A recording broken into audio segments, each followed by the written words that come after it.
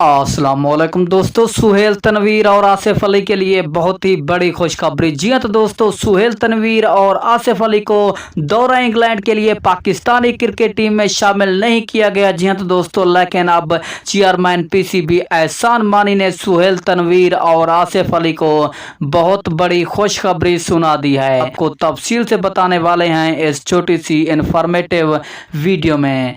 सबसे पहले आपने इस वीडियो को लाइक ज़रूर कर देना है और चैनल को बिल्कुल फ्री में सब्सक्राइब कर देना है और साथ ही खड़े बेल आइकन को ज़रूर इनेबल कर दें ताकि आपको क्रिकेट से रिलेटेड हर नई आने वाले न्यूज़ का नोटिफिकेशन बर वक्त हर वक्त मिलता रहे।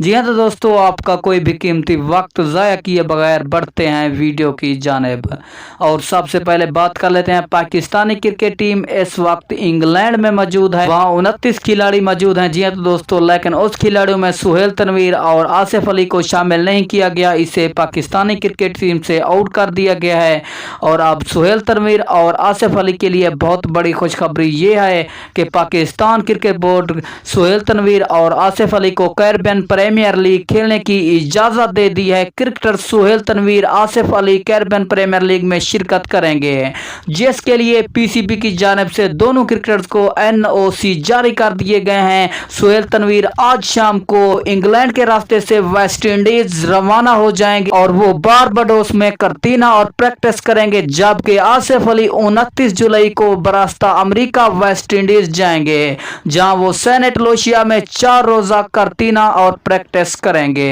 और आपने कमेंट सेक्शन में जरूर बता देना कि सुहेल तनवीर और आसिफ अली को पाकिस्तानी क्रिकेट टीम में शामिल करना चाहिए था या नहीं। अगली वीडियो तक दीजिए इजाजत, अपना बहुत ही ख्याल रखिएगा। अल्लाह हाफिज।